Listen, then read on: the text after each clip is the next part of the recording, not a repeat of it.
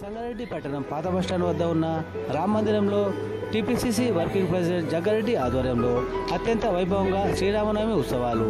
జగ్గారెడ్డి దంపతులచే సీతారాముల వారికి బంగారు ఆభరణాల అలంకరణ అనంతరం దర్శనం చేసుకున్న భక్తులకు మహాప్రసాదం అందించారు. బ్రహ్మశ్రీ డాక్టర్ మహేశ్వర శర్మ సిద్ధాంతి నిర్వహణలో జరుగుతున్న శ్రీరామనవమి పూజా కార్యక్రమాలలో జగ్గారెడ్డి కుటుంబ సభ్యులతో పాటు మాజీ గ్రంథాలయ సంస్థ చైర్మన్ తోపాజీ అనంతకిషన్, కాంగ్రెస్ నాయకులు పూర్ణ సంతోష్ మరియు ఆలయ కమిటీ సభ్యులు పాల్గొన్నారు.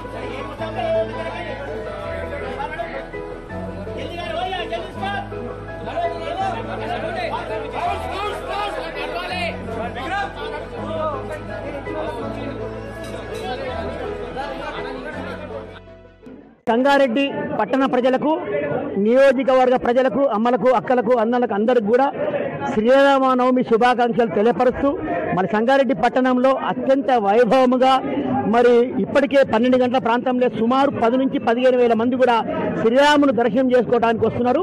ఇందులో విశేషమైన కార్యక్రమం ఏమిటంటే భద్రాచలంలో ఏ విధంగా అయితే రాముడు ఉన్నాడో అదే విధంగా ఇక్కడ కోవై ఉన్నాడు.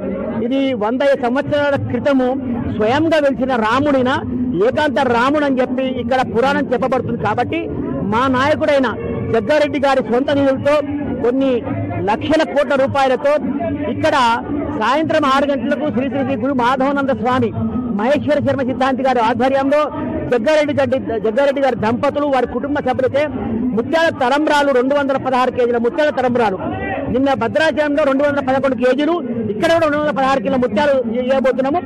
ముత్యాలు ధరించిన వారికి అందరికి కూడా సుఖ సంతోషాలు ఉండాలని చెప్పి, ఆయురారోగ్యాలు ఉండాలని చెప్పి, ఈ ముత్యం అయితే ఎవరైతే ధరిస్తారో వాళ్ళందరికీ కూడా శుభం కలుగుతాయని చెప్పి అది చెప్పబడుతుంది. కాబట్టి అందరూ కూడా ఈ కార్యక్రమంలో అన్నప్రసాదము అలాగే స్వీట్ అన్ని ఇస్తున్నాం కాబట్టి సంగారెడ్డి పట్టణం అత్యంత భారీగా అత్యంత విద్యుత్ అలంకరణతో ఏర్పాటు చేయబడ్డది. సాయంత్రం 6:40 రాముని లగ్నం ఉంటుంది కాబట్టి అందరికీ ఇదే మా శుభాకాంక్షలు తెలియపరుస్తున్నాం.